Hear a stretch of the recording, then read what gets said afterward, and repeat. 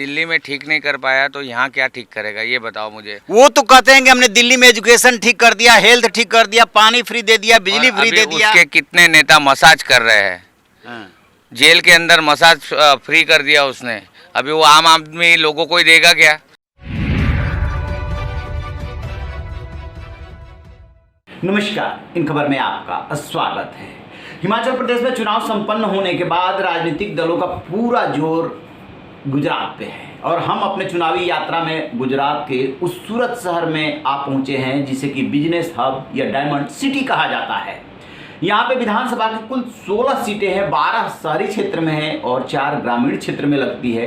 यदि बात करें पिछले चुनाव की तो बीजेपी 16 में से 14 सीटें जीतने में कामयाब हुई थी और यदि उसके पिछले चुनाव की बात करें तो बीजेपी 15 सीटें जीतने में कामयाब हुई थी।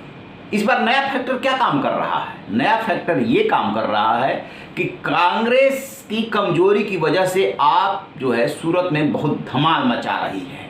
पिछले साल नगर निगम का चुनाव हुआ था, ये सूरत ही वो शहर है जहां पे कि 27 सीटें जीतने में आम आदमी कामयाब हो गई थी और मानो ये जीत उसे संजीवनी दे गई। इसके बाद वो सूरत के जो 16 सीटें हैं वहाँ पे बहुत दमदारी से चुनाव लड़ रही है और 3 सीटें ऐसी है जहाँ पे कि आप जो है सशक्त उपस्थिति दर्ज करा रही है। तो सबसे पहले बात करते हैं कि आखिरकार सूरत में कौन कौन सी वो सीटें हैं। 16 तो इसमें मंगरोल है जो कि आरक्षित सीट है, मांडवी है ये भी आरक्षित सीट है, कमरेज, सूरतपुर, सूरत उत्तर, वाछा रोड, करंज, लिम्बायत, ऊंधना, मजूरा, कतारगाम, सूरत पश्चिम, चोयारसी, बारडोली और महुआ, इसके अलावा ब्यारा है, महुआ तक है। ठीक है, महुआ तक सूरत में आती है। ये 16 सीटें हैं और जो 3 सीटें हैं जहां की आम आदमी पार्टी जो है इस टक्कर दे रही है उसमें सबसे ज़्यादा जो चर्चित हो रहा है वो है वारछा रोड। यहाँ से बीजेपी के विधायक हैं किशोर कनाड़ी, ये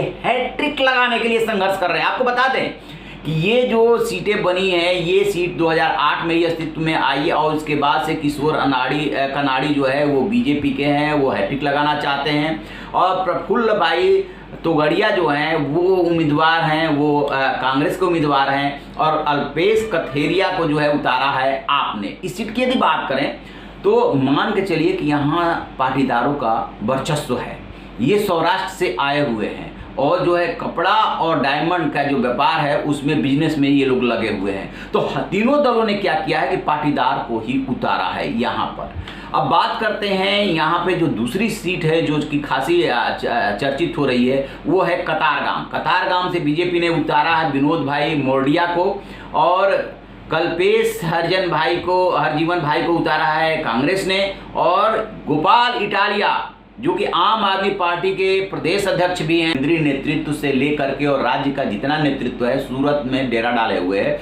किसी तरीके से सूरत से एक भी सीट नहीं निकलनी चाहिए। बीजेपी ने 150 का नारा दिया है गुजरात में, पिछली बार है 99, 150 आज तक नहीं ले आई बीजेपी, 140 भी नहीं ले आई है बीजेपी और कम सीटों पे जब 2007 में जीते थे। लेकिन इस बार का जो माहौल है, लोगों से ये जब बात करते हैं कि आखिरकार क्या वजह है कि बीजेपी अब की बार ललका रही है, जो अभी तक ओपिनियन पोल आए हैं उसमें 140 तक सीटें दी जा रही है बीजेपी को, तो लोगों का कहना ये है कि ये हिंदुत्व की प्रयोगशाला है गुजरात और जो नरेंद्र मोदी हैं और अमित शाह हैं वो जो है चुनाव लड़ रहे हैं। यहाँ का राजनीति तो चुनाव नहीं लड़ रहा है।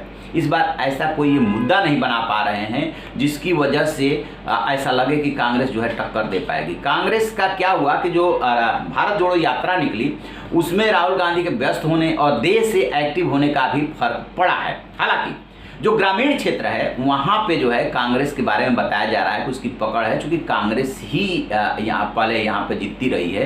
1984 में लास्ट जो है इनका सांसद जीता था कांग्रेस का, उसके बाद से बीजेपी ने इनको एंट्री यहाँ पे नहीं लेने दी, हमेशा लोकसभा में बीजेपी का ही सांसद जाता रहा।